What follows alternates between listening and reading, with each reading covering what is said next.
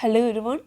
Today I am going to sum up digestion in human beings just by using this diagram.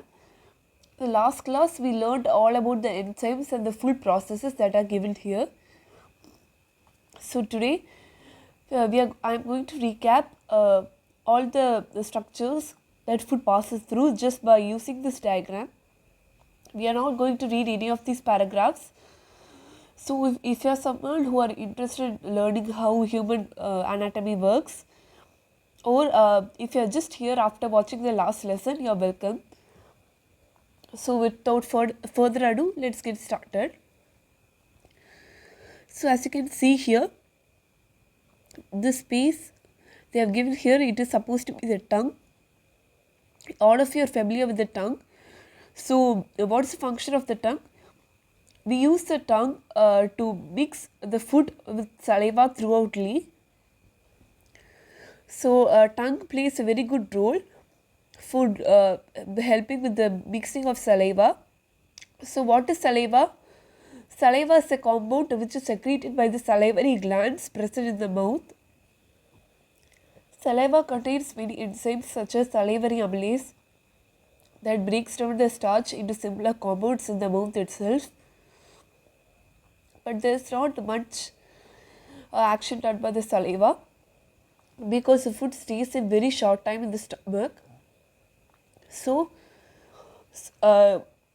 saliva also helps in lubrication of the food, which helps in the easy passage in the alimentary canal. So as you can see here, this is the alimentary canal. It starts from the mouth to the anus. So after that, the food is before that the food is chewed by the teeth to make them into smaller molecules so that they can be easily digested. Now the food travels through the esophagus, which is also known as a food pipe. Esophagus contains many muscles around it, which helps in contraction and relaxation. This process is called peristalsis. Reverse movement of food is called reverse peristalsis, which occurs in the case of vomiting. So as you can see here, this is the diaphragm. So it is present just below the lungs. So here you might have your lungs, in the center your heart. But since this is, we are talking about your digestive system, we are not worried about your lungs or the heart. Next we go to the stomach. Stomach is a J-shaped organ which is present in your body, but it is not always J-shaped. You learn about that in higher classes or in college, but for currently now let us assume stomach is a J-shaped structure. So above, a stomach is divided into 4 parts. This part as you see here, this is called the cardia of the stomach, and this part above this is called the fundus, this is called the body, and this part is called the pylorus. So the food moves through all of these parts of stomach. The stomach has gastric glands which is present in the wall of the stomach. The gastric glands secrete pepsin, mucus and HCl. HCl helps in making the food acidic. Mucus prevents the layer of the stomach from being corroded by the acid, and pepsin helps in digestion of proteins. Then through this stomach moves through the small intestine. Small intestine is the longest part in the alimentary tract. The small intestine is divided into 4 parts: duodenum, jejunum, ileum. The first few part is called duodenum. Then the next part is called jejunum, and the last part is called ileum.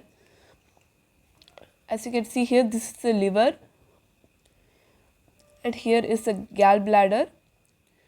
It stores the bile, and this is the pancreas.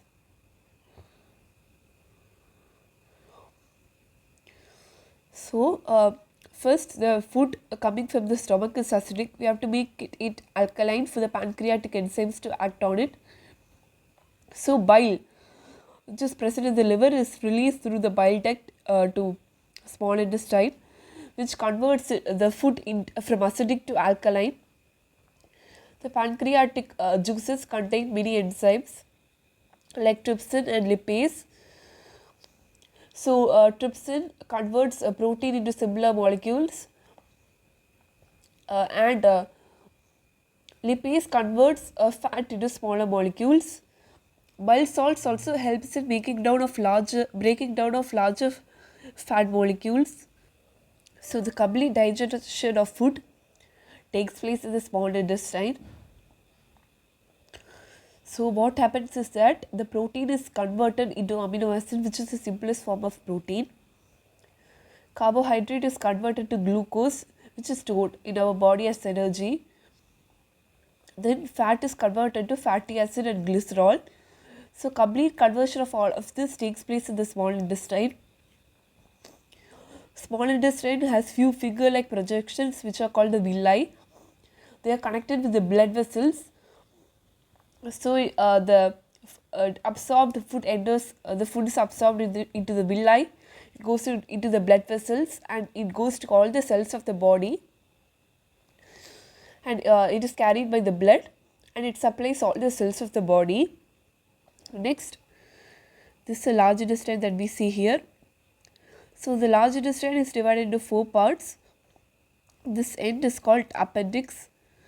So, this full part, this thing as you can see here, this is called ascending colon. The large intestine is also known as colon. So, this ascending colon, this is transverse colon, this descending colon, this is sigmoid colon, this part, and rectum, then anus. So, once more, this appendix, actually this part we call it as cecum, where the small intestine joins the large intestine. This part is called cecum. This is ascending colon, transverse colon, descending colon, sigmoid colon, rectum, anus. Once more, this is the appendix, cecum, ascending colon, transverse colon, descending colon, sigmoid colon, rectum, anus.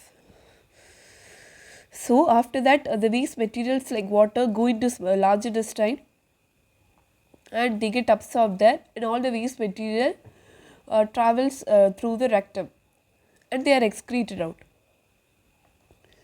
So, that's all. This is small revision of nutrition in human beings.